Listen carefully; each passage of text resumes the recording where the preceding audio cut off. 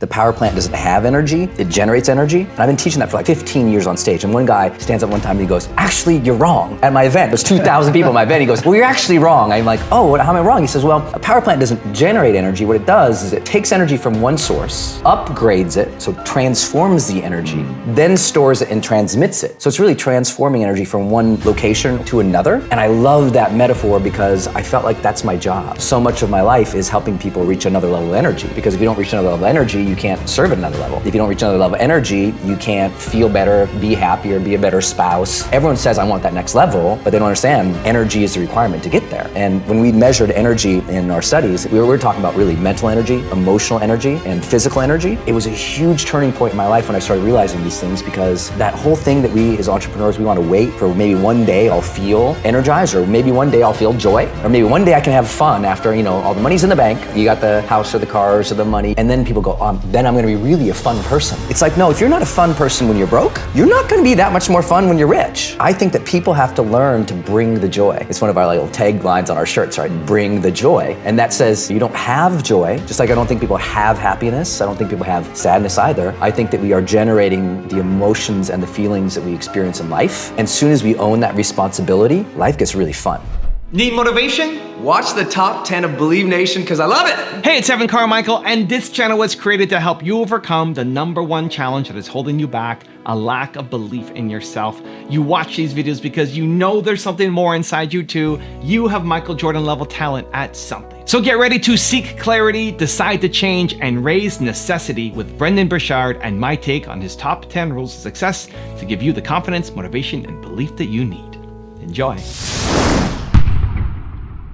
Rule number 2, know how to execute and scale. Creativity is not strongly correlated with high performance. And if you told me that 7 years ago, I would have fought with you for like 2 or 3 hours. But then in one interview with one of the world's largest CTOs, Chief Technology Officers, he said, Brendon, they're a top 10 brand in the world. He said, we don't, he said, my team, he said, I'm not creative. My team's not creative, but we know how to execute and scale. And execution and scale is really important to long-term high performance. Creativity might get you in the game, but a lot of people are creative but can't work their way out of a bag. And I was like, I would have argued that forever because I'm a creative, I'm a writer and a coach. And I would have never thought that. Rule number 3, have discipline. If you're not doing block time, here's what your day might look like. You have all these different slots of time, right? And you're just gonna plug in as you go through the day. You're gonna plug in, I'll work some there, and I'll work some there, and then I'll try to cram stuff up. Right at the end of the day, I'll try to cram that sucker in. Any crammers? Okay, just checking. No judgment. You're just not going as fast as you could. That's all. Crammers, I love crammers. Just like, because they're easy to get to move faster, because you do have that diligence of when there's a deadline and it's on, you can go, which really serves you. But we got to take you from a crammer to a preparer to a high performer. And the way that we do that is to look at this and go, listen, if you keep leaving all these time slots to randomness, what happens is they start to get filled with the big D. Distraction.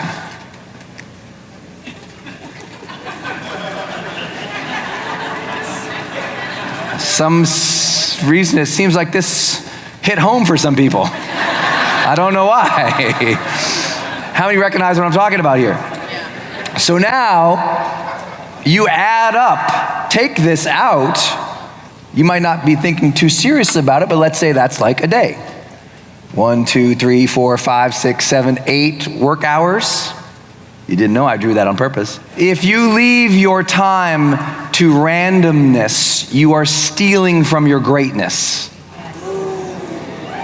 If you leave your time to randomness, you are stealing from your greatness bit by bit, hour by hour, day by day, week by week, month by month, quarter by quarter, year by year, and decade by decade. And it's the little things like this where you're like, oh my gosh, I didn't get anything done, because you've got all these random approaches to your day. Rule number 4, make conscious decisions. Your life doesn't end up an accident. Your life is a series of actions that you initiate or don't initiate. and that your thoughts are going to control that roadmap. And so how are you using your mind today to either make yourself feel great or not? I posted on Instagram this morning, I said, listen, your destiny is ultimately controlled by a decision you already made this morning. Everyone watching this already made a decision this morning. This morning, they made it a life-changing, huge decision this morning. And that is either I'm gonna get up, enter the world with no intention, go through the motions to hopefully get by or survive, or I am going to get clear in this morning about what I want, what I'm going after, who I'm going to be, how I'm going to serve, and whether or not I'm going to be excellent and extraordinary or not. And the problem is most people never make that conscious decision. And so I was learning early on, make the conscious decision about who you want to be each day, stay congruent with that. And that was, for me, a kid who was just going through the motions, all of a sudden going, oh, who do I want to be? What do I want my relationships to be like? That was really important.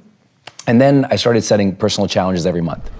Also, to make sure you're actually taking action after watching this video, I've designed a special free worksheet just for this video. The worksheet will highlight all of the lessons learned in this video, as well as pull out our 3 favorite learnings and quotes that will inspire you to actually do something. The worksheet will also give you space to write down what your key takeaways are and your specific plan of action to make sure you're getting results. If you want the worksheet designed specifically for this video, absolutely for free, there's a link in the description below. Go click on it and start building the momentum in your life and your business. I'll see you there.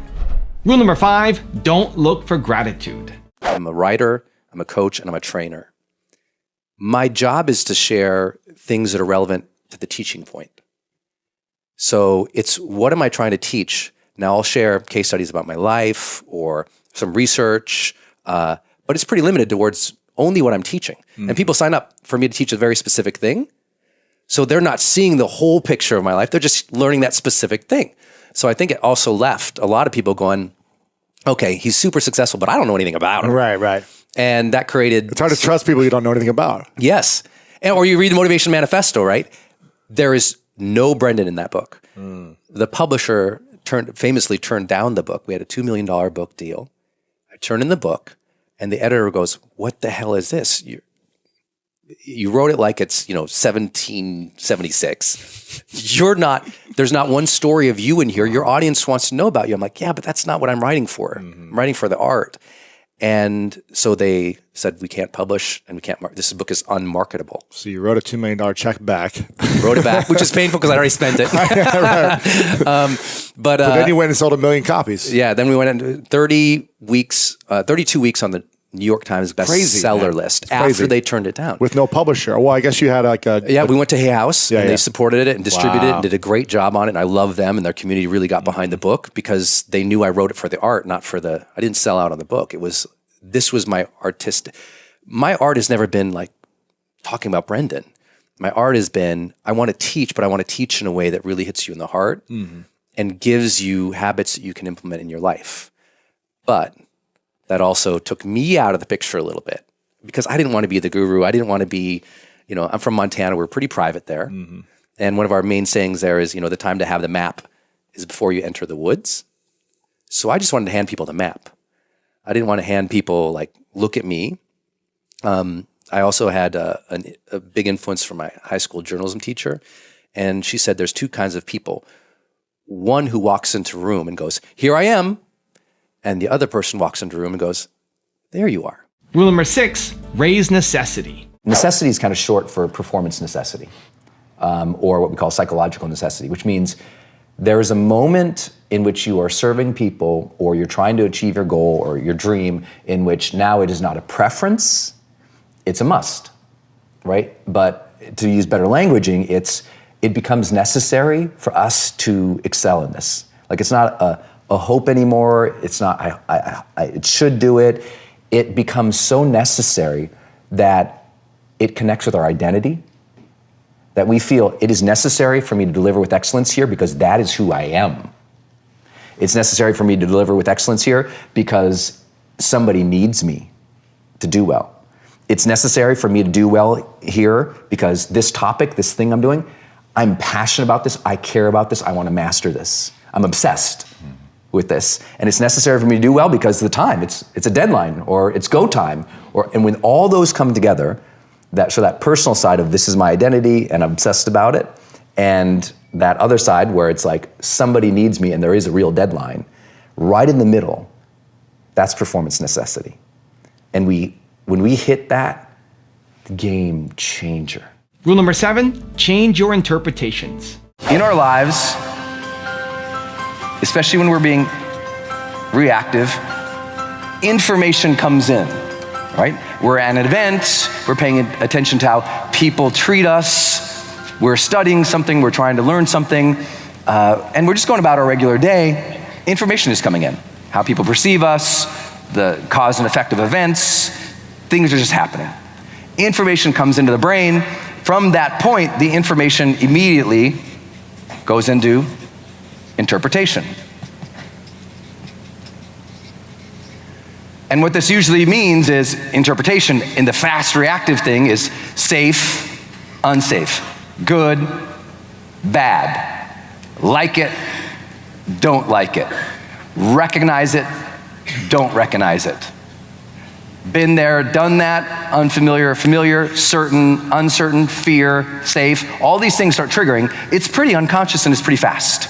Our biases come into play. It's just that speed, spontaneous, reactive part of us. And that's not always bad. Sometimes it can be good, right? Sometimes it can be good. Interpretation can be, that event, that's good for me. Or that event, that's bad for me. But usually it's like a snap judgment. Think about that. Most when we're talking about an unconscious level, it's like a snap judgment, automatic. Like you like her or don't like her. Feel safe, don't feel safe. It's very fast. Then the next level, and this is not always linear, of course, because your brain is not left brain, right brain kind of methodology. Your brain's more of a spider web of interconnectedness that is something we still don't understand, okay? You can study everything in neuroscience and you might learn something about this lobe or that cortex region, but then only to find out that later on, a year later, like, well, actually it seems like it's also communicating over here. It's a spider web of unbelievable intelligence that's happening. And everything can be hundreds of milliseconds of transitions between neural networks. It's unbelievably fast, unbelievably capable. So this is just for our understanding. It's not necessarily real world linear like this, but what tends to happen is as information comes in, good, bad, we also then move it to a level of, well, what does this mean to me? Identity. What does this mean to me? What does this either mean to me or what does this say about me? How does this apply to me? And if we're not conscious here, this can be really troublesome. Some of you discovered that yesterday, I bet, when you released a few things. Sometimes we have these events in our life that we take on and we just assume it meant something about us. And we didn't realize, no, that's more of a statement about them than it is about us, right? Sometimes when you're hurt or someone was rude to you, it had nothing to do with you. Raise your hand if you follow. It had nothing to do with you. But if you're not careful, you could say, mean person, unsafe, means I'm bad child. Rude behavior, uncertain about this, I must not belong. Terrible situation, I feel bad, I can never be safe again. How many follow how this happens? This is why we have to be very, very, very observational of our own thoughts and feelings, because how these things get labeled can really change our lives forever. My friend Evan Carmichael's book, listen, humans are built to serve. Some people are built to serve the world, others want to serve the 25 people closest to them. But in either case, humans are built to serve. So if you're not happy right now, it's because you're not serving enough. You got to pick up this book because it's so inspiring to remind you that we're all here to contribute, to make a difference, to make an impact, and this is your field guide for that. Rule number 8, seek clarity. High performers seek clarity more often than their peers. And what that means for them is every situation they go into, they're seeking clarity and setting intention. And it's not like once in a while, they're doing it way more often. It's like, I've been blessed to work with Oprah Winfrey. When she has a meeting At the start of every meeting, she asks, what's our intention here? What's the intention of this meeting? Not what's the agenda, what do I do? What's the intention? That's every meeting. So she's seeking clarity at the beginning of every meeting. That's why she's so amazing, right? If you think about her whole career, she was always trying to have people seek clarity on who they were so they could be themselves. That's what high performers are doing. They just do it more often. They seek clarity before they shoot that video, before they have the podcast interview. But specifically, we found 3 practices help you get better at seeking clarity. Number 1, they are seeking clarity in what we call the future 4. So you've probably heard that successful people are more future-minded. It's true. And specifically what they're looking at, if you talk to a high performer, they're more clear about who do I want to be in this upcoming situation. And by the way, it's not about who I am, it's about who do I want to be. They're more future-oriented. They're more intentional about who they want to be in social situations. So it's like, I want to have this type of interaction with Lewis today. That's intentional. They're more clear about what skills they need to develop to reach their next level of success. Right. Here's how you really know an underperformer. Open up their calendar and look for any evidence that they have planned their own curriculum for greatness. If they don't have classes or courses, if they're not actively skill building, there's no chance of high performance. Rule number 9, decide to change. People take an eye-opening experience and some don't do anything with it and some people grow from it. And I came back from that experience, I was in college, and prior to coming back, I was the depressed kid, the sad kid, kind of the lonely kid, kind of the pull away from the world kid because I was hurt. I came back and I had this new intention to live. So I wanted to meet people and talk to people and they're like, who are you? And anytime you change your life, usually people are like, what's wrong with you? So everyone's like, what's wrong with you? But I was like, I'm gonna change. Because I knew I didn't want misery anymore. I didn't want suffering. I didn't want sadness. I didn't want negative thinking. I didn't want poor quality of relationships. I didn't want to feel horrible. So I began the quest of, well, how do I not feel horrible? So I started reading, first I started with personal development, self-help, then jumped into spirituality, then jumped into psychology, then jumped into neuroscience, then jumped into sociology, then jumped into leadership, and spent every week for 23 years, I've read a week on one of those topics for 23 years. I went to the seminars, I bought the audio courses, so I'm listening to Dale Carnegie and Napoleon Hill and Earl Nightingale and Jim Rohn and Zig Ziglar and Louise Hay and Marianne Williamson and Debbie Ford and Tony Robbins and Wayne Dyer, Deepak Chopra, Brian Tracy, and I went down deep. Like, I'm very much like you, I'm obsessive. So I got obsessive into psychology. Carl Rogers, Alfred Adler, Roy Baumeister, Abraham Maslow, all of the positive psychology work that was developing at the time that was becoming bigger and bigger and bigger. And rule number 10, the last one before a very special bonus clip, is be careful about your intentions. From here, once we've kind of looked through that lens, and again, this is going to be unconscious and super speedy, but once we kind of, information comes in, good, bad, here's what it means to me, we tend to then from there set an intention. Which means, so what do I want to do with this information? Intention. What's my next action from this? Or what am I going to do in the future because of this? And intentions can be very unhealthy too. Intentions can be, like we talked about yesterday, sometimes if this is wired wrong, or this goes in a way that doesn't support us, sometimes that intention is, I'm gonna protect myself. I am never going to share who I am because that one person or those people hurt my feelings or did that thing. And all of a sudden, our intentions become completely self-protective. I talked about yesterday how people button up, or they put on the face mask, or they build up the walls to the bad guys, and then who can't get in? The good guys. Like I said yesterday, sometimes in our own self-protection, we block out the very thing that we so desperately desire, connection. But a lot of people's intention has been throughout their lives, because they weren't observing their thoughts, became completely tilted towards safety, so they think. There's a big difference between wanting to be safe and operating from fear. Accountability means, you know what? My credit card bills, those are mine. I'm accountable for handling those. Instead of avoiding them, I am personally responsible to deal with these. Even if I didn't cause all these problems, I am now the person who, if I'm going to clear the problems off my plate, I got to take some personal accountability for that. I am now the person who gets to choose my attitude today. I am now the person who expects myself to follow a higher standard and to follow through. Accountability, personal responsibility or personal accountability says, okay, I'm going to own this reality. I'm going to plan my way through it. I'm going to follow through. And I'm going to set up checks and balances to make sure I do that. Where that's setting goals and tracking and measuring the goals and my own behavior towards those goals, or getting a coach, sharing socially in the community, or talking with your friends and family and putting it out there. Now your butt's on the line and you got to do it.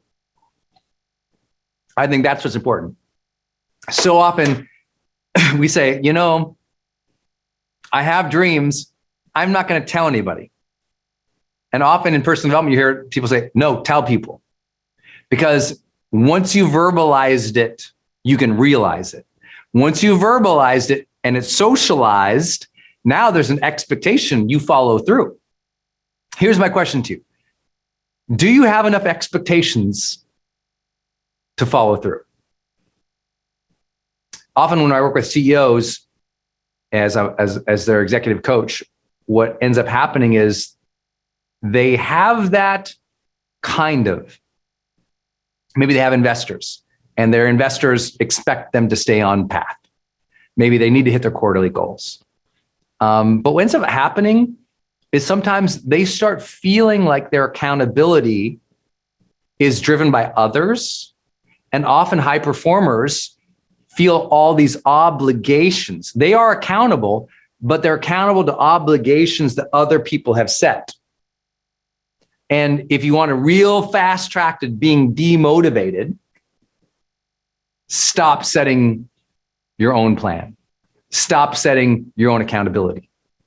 This is why, for me, as I told you, I go in my plan section of Growth Day every day. I look at a lot of those plans. I'm like, woof, I'm behind on this. But I don't get discouraged. I just make a plan on how to handle it.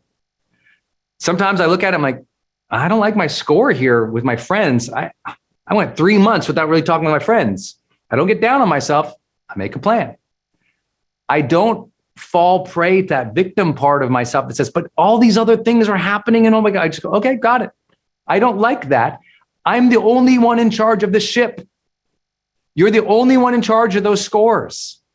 And once you realize that, you're like, okay, I'm accountable. What's my plan? Because sometimes you left your accountability to your boss.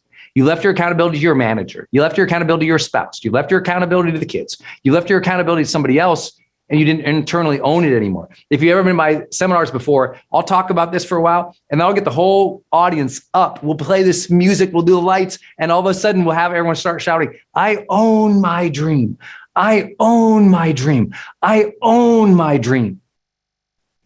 To help them realize again, they're the owner of their life. You own your dream. You own that impulse in your heart that says to get better.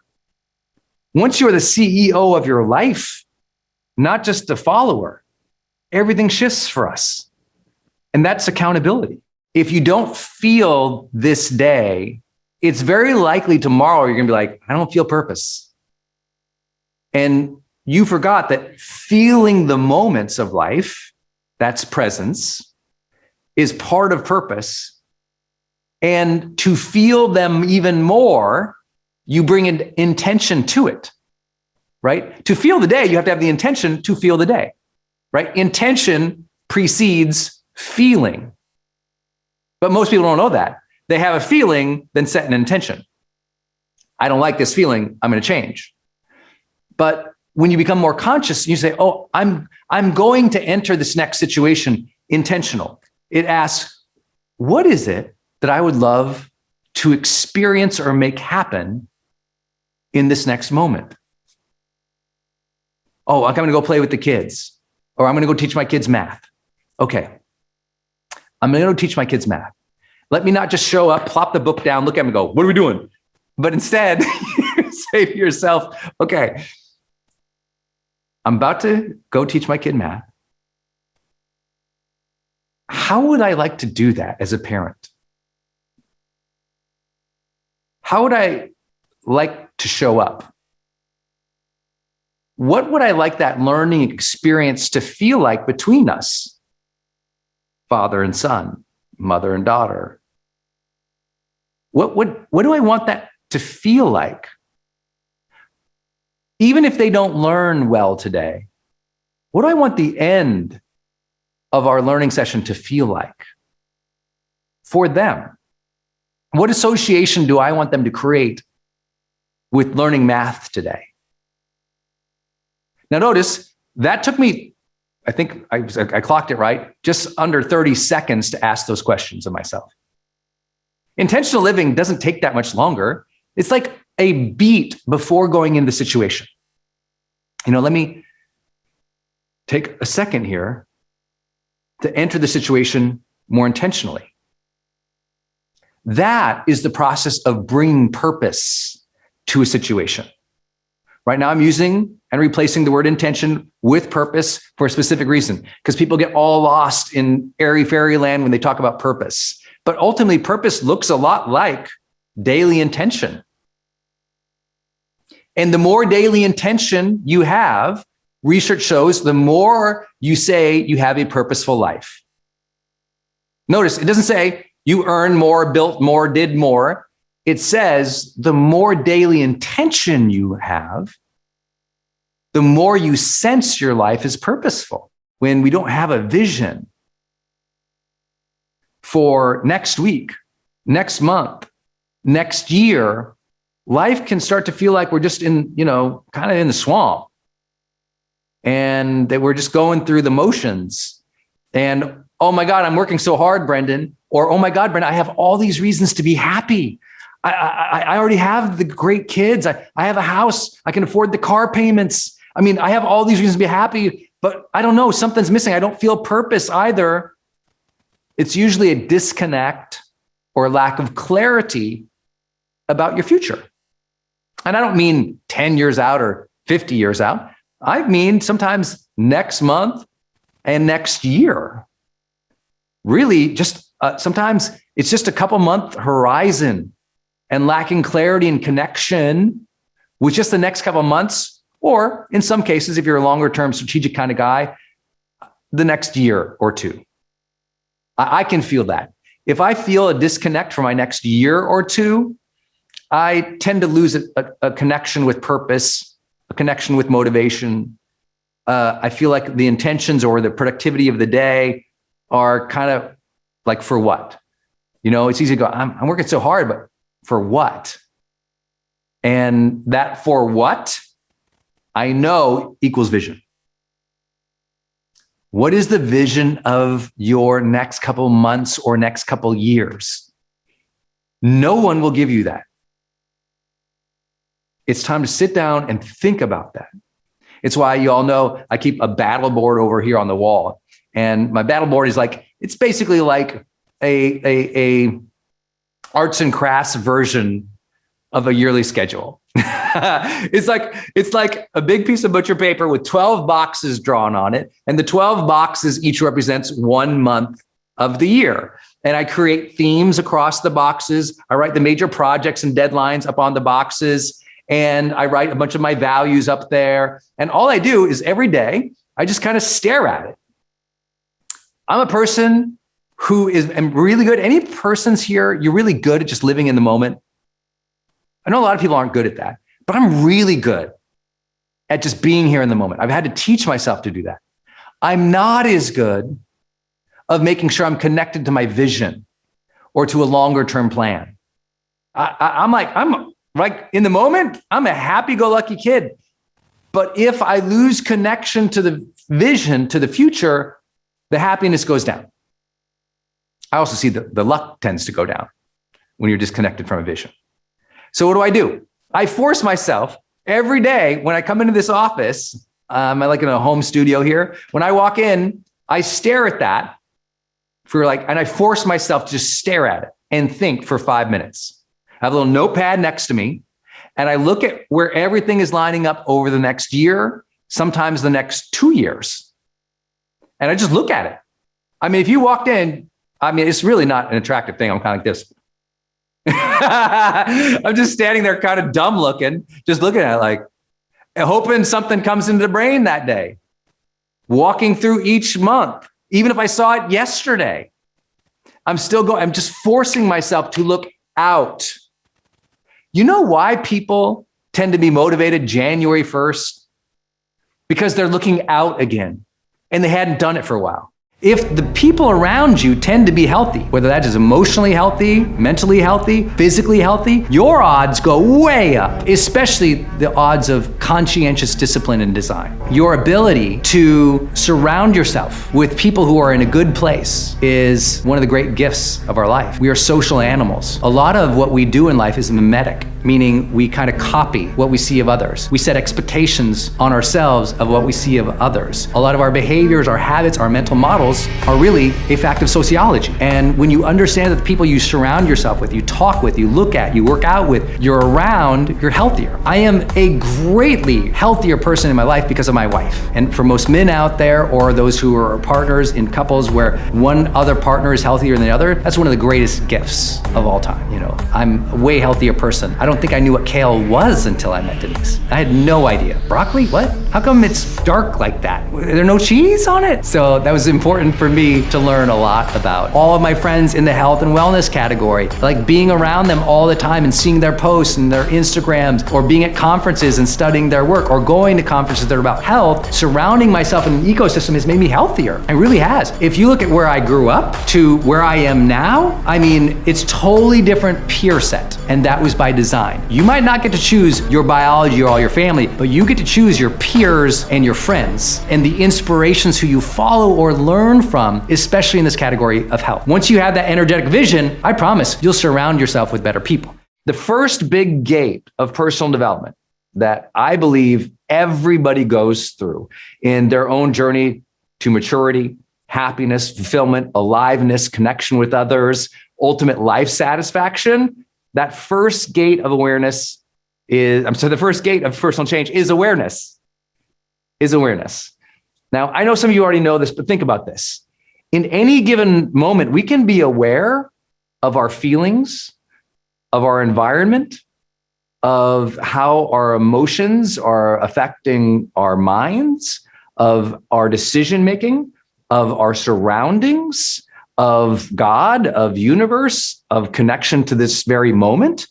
In any given moment, awareness can ebb and flow, can't it? And sometimes in your life, I know some of you feel this way, you're going so fast. There's so much on your plate. You're so busy at home and at work. Everything's going 90 miles an hour. And it feels like you're so torn from happiness or torn from the moment that you don't feel connected. And that is when awareness is sort of out the door. And that's why in the last decade, the topic of mindfulness went from sort of a subtle art to like a societal need. And as all of the research has been showing in the mindfulness research of how that can make us feel more grateful, happy, appreciative, loving, connected, and kind, and resilient, it's become more and more clear that people get this. But you don't go through the gates of awareness all the time by choice. Sometimes it's pushed upon you. I know many of you have had that story, just like I have in the past, where you weren't ready for change. You might have been resistant to change. Does anyone have any family members, team members, people in your life who are resistant to change? It's just like you're around people and you're like, why won't my husband change? Or why won't my child want to be better? Or why won't my kid do better in high school? Or why? It's like we all know somebody who just doesn't ever shift into that. And what you need to know, I'm going to make you sort of a casual coach today, or an influencer, or a leader today. We'll use all that under the term of influence today. If you want to influence others, you have to understand they're not going to start taking action to change until they've gone through the gate of awareness. And sometimes that gate of awareness, you can inspire it, you can role model it, and sometimes life just has to happen for them. We all know people like that. It's not a judgment. Sometimes you can't be responsible for everybody else in their lives. You got to let life be their educator.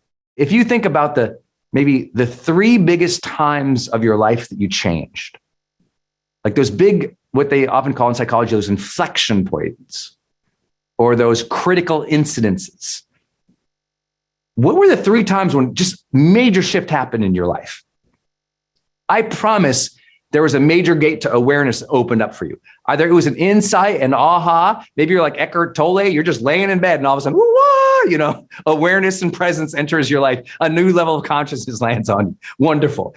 Maybe you had to go through something. It was a divorce, a business ending.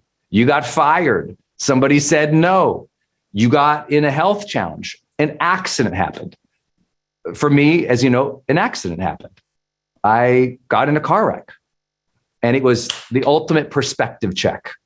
At that point in my life, I thought I wanted to die. At that point in my life, I'd been suicidal and depressed. At that point in my life, I didn't see that my life could ever be abundant or happy or loving. I didn't get it. And then that car accident, bam. And that was like a knock on the head, literally, that opened up my eyes and made me realize, oh, I don't want to die. I want to live. I just don't know how. And that was my awareness. It was, I want to live. I don't know how, but I've got this second chance. And I understand I want to live. I understand I want to love. I understand I want to matter, but I don't know how. And that began a lifelong journey in personal development, and then psychology, and then philosophy, and then neuroscience, and then high performance studies to try and just understand, how do people change? Well, maybe as you're listening to, what were those 3 big things for you? Maybe it was a health thing. Something happened with your family.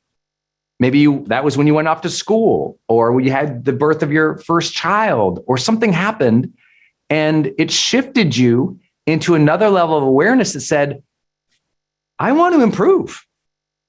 I want to get better. I want to be healthier. I want to be happier. And if you haven't had that yet, then let me knock on the door a little bit and say, hey, this is a great time to gain some greater self-awareness. Without greater self-awareness, we aren't resilient. We aren't authentically confident. We aren't vibrant. We aren't healthy. We aren't able to deal with all of the chaos without conforming to everybody else. The moment we lack self-awareness is when the impulse to conform to everybody else enters. The moment we lack self-awareness, we don't know how to ask for what we need in an argument with our partner or spouse. The moment we lack self-awareness, we make a bad decision that we knew wasn't right for us. It's always the first thing, awareness. I recommend to everyone get a coach at some point, because you need someone to have that sounding board who asks you next time where you're at in your development, or in your progress, or where you're stunted, or whether you're crushing it, and helps you tease out those lessons so that you stay motivated and clear about the next steps. And that's why I think it's so powerful. Often the biggest shifts in our life happen when we're accountable. Sometimes it happens when you work with a coach, or some of you become a coach. I've never been more accountable for my life, or had so many other people become so accountable for their life when they became a coach. Because once you're a coach, you're accountable to help someone grow, and that instantly raises up your awareness. Just like many of you, when you get a teenager and you start talking to your teenager about health or mindset, and you realize you're a little off, it makes you more accountable, because as soon as you teach it, you're even more accountable to live up to it. Remember that congruence thing? It's a beautiful thing. The best I ever became in my life is once I became a coach.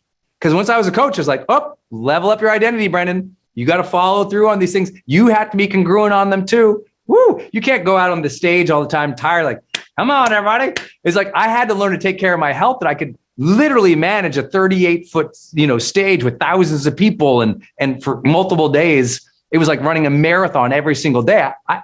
I had to be accountable to that audience because I was teaching it. And it was like, oh, soon as you put yourself in a role of a leader, a coach, a mentor, a role model, a caregiver, soon as you're in that space, you gain positional accountability. you realize, oh, I better walk this talk, because if I don't walk this talk, not only will they notice, I will start to dislike myself. I share that. I rarely share one of the big gates that happened for me after my car accident. It wasn't just the car accident that made me want to live, love, and matter. It was after the car accident, I had to sit with the reality that I had built the life I didn't intend to. I had set in motion that relationship that wasn't the right relationship. I chose the wrong person, despite some red flags. I allowed abusive language to happen in a relationship. I allowed, I'd say, resentment to carry on. I had done some things and I had experienced some things that I didn't like, and I could accept them, they did. But now I was accountable for building that next relationship that had to be better. I had to make that next relationship better. It was on me. I was the captain of the ship, the director of the destiny. I was the director behind the movie set, watching that character evolve. I was choosing the next act. That's accountability. That's a great thing to have in life. Today, I get to share some ideas with you on health that I've learned in my own personal journey, but also as a high performance coach for 16 years. You know, one of the fundamental, most important things that we all want in our life is a sense of vitality. And that vitality is we want to feel, mentally engaged, alert, focused, enthusiastic. We want to feel energetically, like physically energized, right? Physically, we want to feel a sense of that health. And it's one of really the only 4 things that we all deeply desire. We talk a lot about it here in Growth Day, that you can give anybody anything, but what we all really truly want is aliveness. That's what I mean by vibrancy, connection with others and with ourselves, meaningful pursuits, things that we're doing that we enjoy or see as important or contributing, and growth, like growing as persons. So all of that is really important, but that sense of aliveness, I always put that at the top of that little diagram because it's so important to us. When we don't have a sense of aliveness, even if we have amazing relationships, when we are fatigued and wiped out, we can have the greatest marriage or partner or spouse or intimate relationship, but the zest isn't there. We can have a great job. We can have incredible opportunities to serve. We can love our passions and our hobbies, but if we're wiped out, it doesn't feel as good. I know you all know this. And that is why it's so important that we focus on our health. Now, I want to do full disclaimers with you. I am not a doctor. I'm not a psychiatrist. I'm not a neuroscientist. I am not a health advisor, coach, or medical professional in any capacity. I'm a high performance coach. This means I work with people primarily on their mindset and their habits and their relationships. Please remember, anytime you have a frustration or a conflict or an argument with another person, please remember you are dealing with a trauma survivor. Please remember you are living with a trauma survivor. Please remember you are working with trauma survivors. You yourself have survived traumas and struggles, unfortunate incidents, brutalities, difficulties, awful situations in your life. You survived them. You're still here. You're still working through. You're still showing up. You're still working on yourself. If you can put the humanity in the other person and realize they have also struggled and, more importantly, survived traumas, this will allow you to now be more compassionate, empathetic, patient, and understanding. Because raise your hand if you think sometimes you're in a conflict with your spouse, your partner, or someone at work, and they might be acting out from old triggers and traumas. Raise your hand. right? You think you're fighting about the vacuum cleaner. They're fighting about something that happened in the 5th grade to them. Raise your hand if you know what I'm talking about. The person you're dealing with in that moment, we always teach like freshmen in college about conflict. You're not actually there in the moment with that person. One of you is probably in high school or in elementary school. You're in a situation or a moment in your past that's being triggered to bring up all these emotions, and you're acting out from the emotion. That's usually unconscious for most people, isn't it true? The more therapy work, the more coaching, the more perspective, the more self-improvement, the more healing you do, the more you're aware of those things coming up, and they will come up, as we'll talk about in my next point. But if it's true that something's come up for you and it's uncontrollable or it's upsetting, it's happening for the other person too. I had a great interaction with a person at work one time that I learned a lot. I was very much, I know this is really hard to understand, but I was productivity Brendon. You know, I was like, man, I was getting stuff done. It's hard to keep up with me. I'm like, I schedule it, I show up, I deliver it. I schedule it, I show up, I deliver it. And I do it with a positive mindset, and I'm going to make it happen. Like that was really, really strong in who I was in my 20s, right? And I remember having this conversation, and well, there's no better way to say it. I was a kind of a condescending jerk to somebody at work. I was not nice to this person at work. Early 20s, probably, just starting my career in consulting. And a partner at the company saw the interaction, and she pulled me aside. And she asked a question that changed my life. She said, Brendon, if you knew that person was dying, how would you have handled that situation? And I was like, whoa. I mean, it was like, I literally went into tears. Like immediately the second she saw it, she said that. Immediately went into tears. It was like, whoa. Now let me ask you that. Think about the last argument or conflict you had. What if that person was sick? What if that person was hurt? What if that person was dying? Trust me, I know how the pessimists and the people who don't like personal development would receive this conversation right now. Oh, Brendon, here he goes. You know, I get it. Trust me, you're not the first persons I've trained on this topic. Oh yeah, sure, Brendon. Now I'm supposed to, every time I think about having an argument, think of that they're going to die. Sure, it's practical. Maybe it's not practical, but maybe it's spiritual. And I say that because there's not a single person you're talking to who isn't dying. Not a one. You won't meet a person your entire life who isn't dying. That's what we call in our work mortality motivation. When we can see humans as mortal, when we can realize it's a short stint for all of us on this planet, everything can shift a little bit.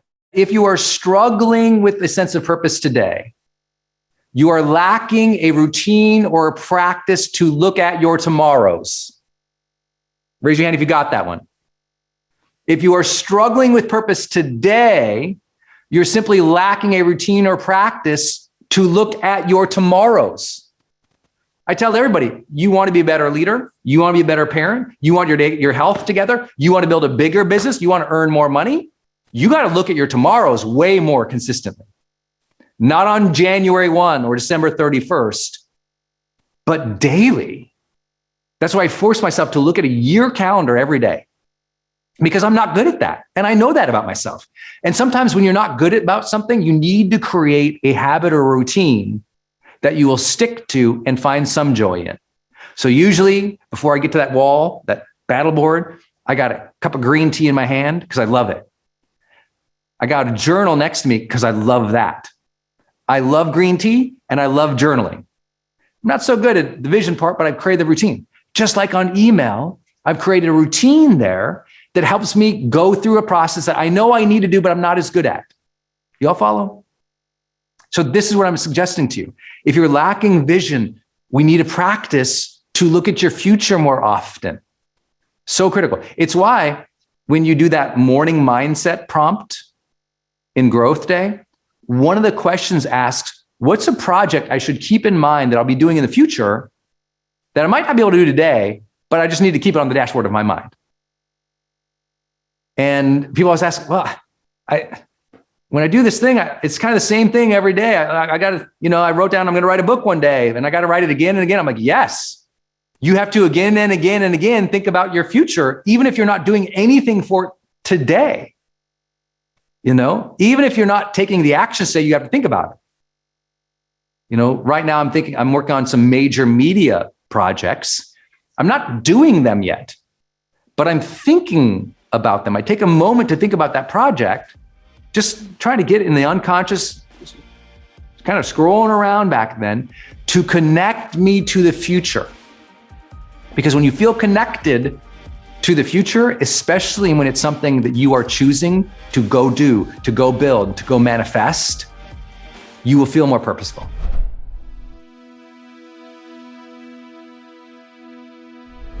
Because you made it this far in a video, I want to celebrate you. Most people start and don't finish. Most people never actually follow through. Most people say they want something, but they don't ever do the work to actually get it. But you are different.